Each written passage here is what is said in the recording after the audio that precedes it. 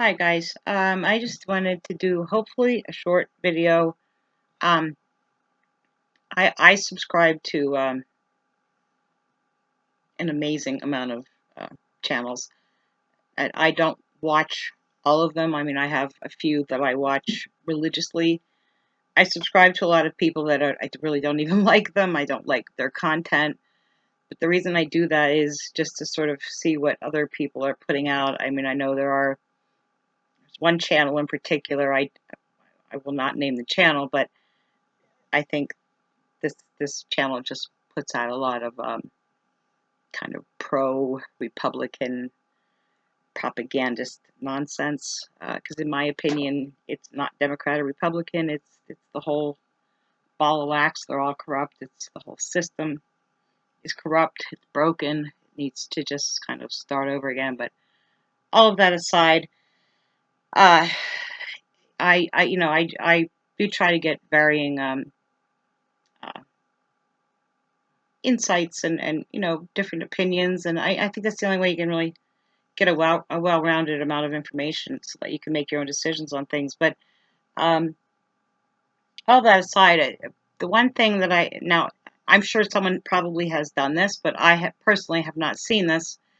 People that have done some videos on like first aid topics.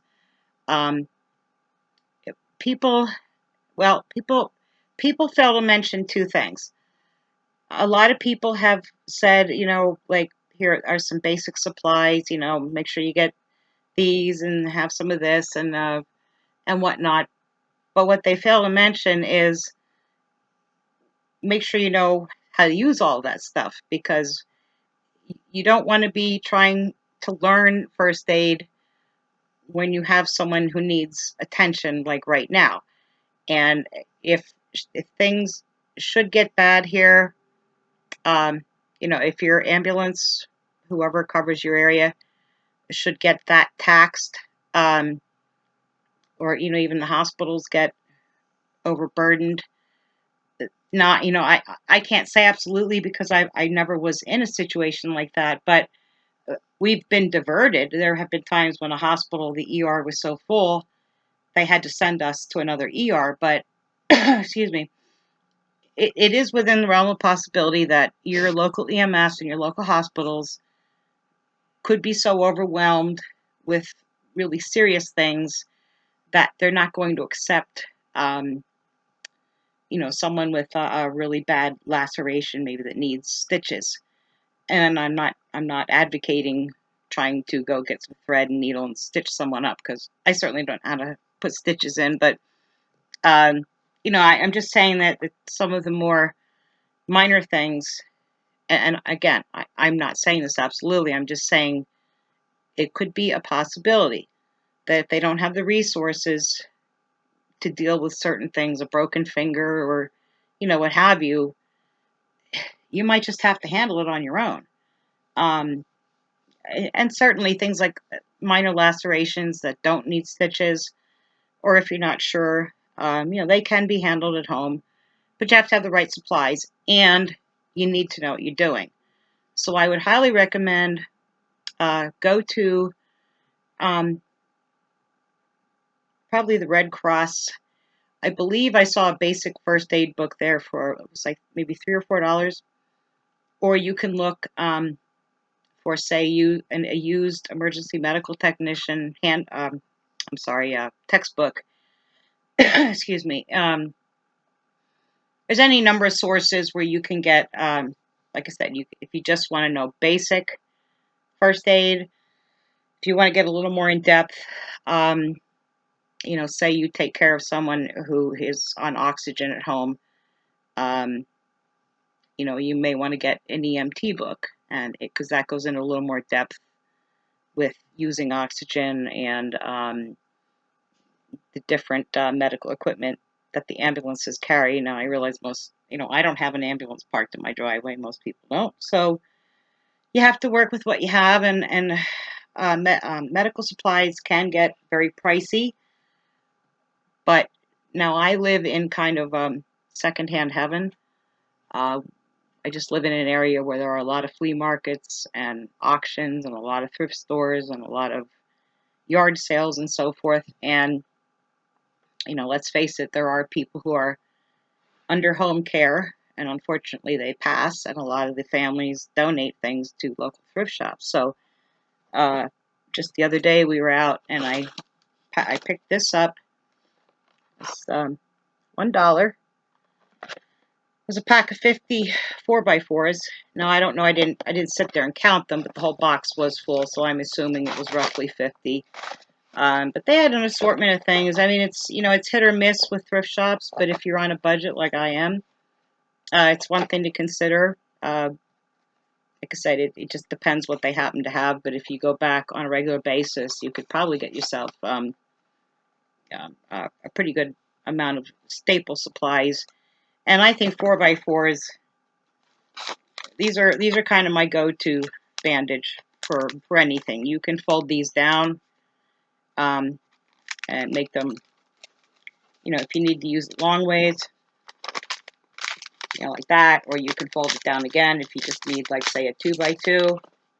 I mean, you could buy 2x2s, but these are great because if you fold them up, or you just keep layering them, these are kind of a go-to for me.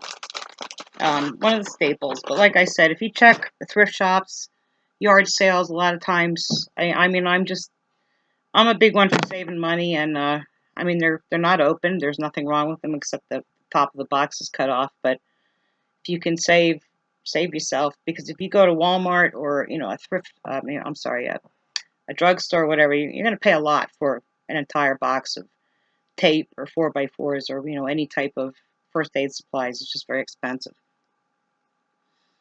Now, like I said, it's all well and good if you have all the supplies in the world, but if you don't know what to do with them, and even seasoned people such as myself, I have been in situations where, believe me, your adrenaline is going, and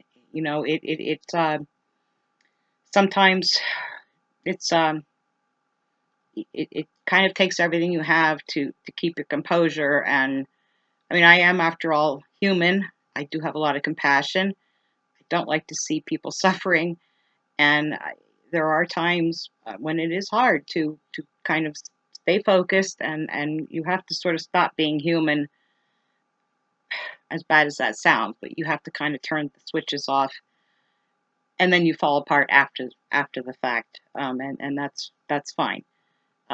But we are humans taking care of humans. But like I said, get yourself some sort of book. I mean, if it's just a basic first aid book from the Red Cross, at least you have the basics. Read through it, get familiar with it, or you can go on any number of websites where they sell used textbooks, used books, because brand new EMT and paramedic books are like several $100s. They are ridiculously expensive. And also, what I kind of wanted to touch on with this one mostly is your pets, pet first aid. Now, this is something, like I said, maybe someone out there in YouTube world, I'm sure, has done something on pet first aid. I mean, I'm not a veterinarian, and I keep this in my kit only because I don't work on animals on a regular basis, but I have referred to this. I have 4 dogs. We have cats. And most of your first aid is it's common sense. Um, if there's something that you don't think you should move it, you probably shouldn't move it. Like if you have a joint, um, you don't want to mess with joints because that's where your arteries and your tendons, ligaments. So it's best to just leave a joint and splint it. And sometimes people are in really bizarre positions, but I mean, if you can get it into like your arm or whatever into somewhat normal position, splint it as best you can. And there are going to be times when a person is going to have to go to a hospital, but if that is absolutely an impossibility, then you're just going to have to do what you can with what you have. And you need to keep your composure, have some common sense, use your brains. Try not to harm the person any more than if they're already hurt, don't hurt them even more. But when it comes to your pets, a couple things to keep in mind. You cannot just run and grab say a pain reliever or some sort of topical and use it on your dogs and cats. Some of them can be poisonous, and I meant to look actually before I did this. I don't remember. There is one over-the-counter pain reliever that is safe to use on dogs, and I don't want to say because I don't know absolutely, but you can look that up on your own. But for instance, peroxide. Okay, it may sound, well, what's the harm of putting peroxide on? If my dog has a cut, you don't want to use peroxide on a dog for anything external. Now, you can give them a tiny bit if you suspect that they swallowed something poisonous, because it is an emetic. It will make them throw up. Um, but what I do personally is I like essential oils, and I have Mediterranean oregano oil, and I've also used tea tree oil. My one dog did have a rather nasty abrasion, and I mixed up raw honey, raw organic honey, and I put a couple drops of tea tree oil, and or you can mix it in with coconut oil. But honey actually has antibacterial and antiviral um, properties. And I've actually used raw honey. I had an infection in my hand and one on my foot, and I mean, my foot was red almost up to my ankle. It was swollen. I forget what happened, but I took raw honey. I slapped it on a couple of these, put it on my foot, take it off, of course, let your skin get some air, and then reapplied it, bandaged it back up. A run of antibiotics would have been a week. It took me about a week to cure the infection in my foot. It was absolutely perfectly fine. And the way that works is the honey basically dehydrates the bacteria because it has a very high sugar content, a very low water content, and of course the honey being very thick, sticky. But you have to get raw organic honey. Now we're lucky; we live in Amish country, so we have a lot of local um, honey that we get. But it does work topically. Now I can't say internally. That part I honestly don't know. But for a topical infection, just raw honey alone should help. It'll pull the infection out. It'll kill the bacteria, and it'll actually just dehydrate them, and they'll die, and you won't be infected anymore. But for your animals, this book is very good. I actually don't even know where I acquired this book. I've had it for so long, I don't remember anymore if someone gave it to me or whatever the case may be. This was put out in '97. There might be a more updated edition, and you can actually take uh, pet first aid courses, or at least you used to be able to. I believe that also includes CPR. But this has, like, how to approach an animal who's been injured. If it's obviously not your pet, that animal's going to be defensive and possibly dangerous. So you want to know how to approach it. Now, if it's your own animal, they can be funny. They still may not really be wanting you to touch them, but at least they know who you are.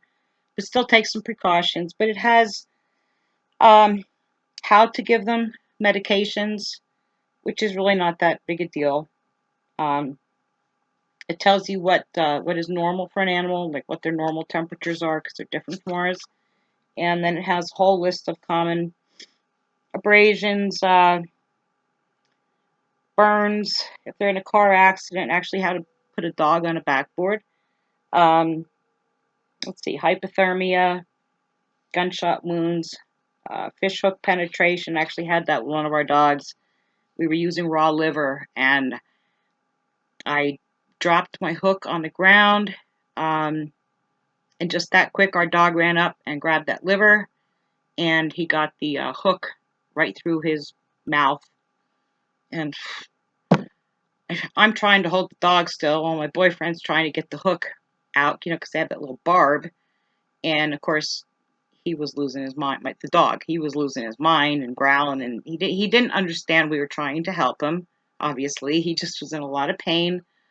But I did manage to hold him still enough. We were able to cut the hook and then get it out of his lip. But they will get defensive, and you could get bitten. So and that's not fun. I mean, at least if you're bitten by your own dog, it's not that bad, but still doesn't feel very good. But anyway, it has all kinds of stuff in here. But it's the same thing. It's a fairly sizable book. Of course, you have your index in the back for quick reference. But look it over, keep it handy. I have several kits here. I have like a great big fishing tackle type box. It is an actual medical box, but it looks like a tackle box. I keep it right on top. That way, if we ever stop at an accident or whatever, if there's an animal involved, if there's something I'm not sure of, obviously, it's a quick reference. Very good to have on hand if you have animals. But like I said, it takes some time, and you might want to even put it right inside here, tape it on, of what type of over-the-counter.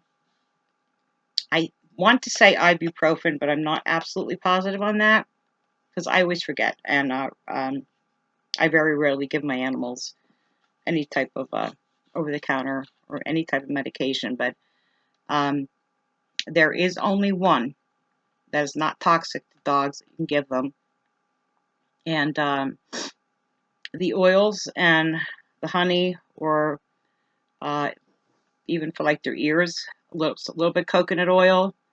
If it's not liquid, if you throw it in the microwave just for a little bit, just enough to melt it, just make sure it's not too hot, obviously. With a little bit of the Mediterranean oregano oil is good for an ear infection. I've used that already.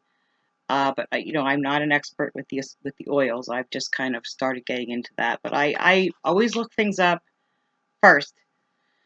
But if for any reason there wouldn't be any power, or you don't have access to the internet, maybe you want to make a little cheat sheet and tape it on the inside of your book here, so that you know what type of medication you can give them, how to give it to them, what type of topicals you can use, because most human medicines cannot be used safely on animals because they're, our systems are just different, and it's toxic. So you can use a stethoscope if you have one. Same thing, listening to their lung sounds to make sure you hear good airflow. If you don't, obviously there's a problem. Or if you hear a lot of wheezing, which is that sort of whistling sound, but I'll get into more of that with the people stuff. But like I said, make sure you get some extra supplies for your pets. Have some extra food, or even in a pinch, when we run out, for a day or two, maybe some rice with broth. Um, they can get by for a few days with that. They are going to need protein eventually, but just make sure you have some extra things on hand for them. Flea medicine, if they do take any type of medicine, for pain, or if you have a dog that's diabetic or what have you, make sure you have some things on hand just in case you're not able to resupply. Okay, so because they are part of the family, you need to take care of them too. So I'm going to come back. I'm going to break it up into some segments here, but I'm going to try to do some basic first aid things. But like I say, you can go to first aid. You can get the pet first aid, and you can get a person basic first aid. And the books are not that expensive. If you're on a tight budget, that would be my recommendation. But at least get something so that you have a reference. Or if you're not sure, if you have, talk to your veterinarian and ask them what might be essential supplies to keep for your dogs and cats, or whatever other critters you have. Horses, I don't know about all those. I don't have them, but just take care of your furry friends too. Okay, thanks. I'll see you soon.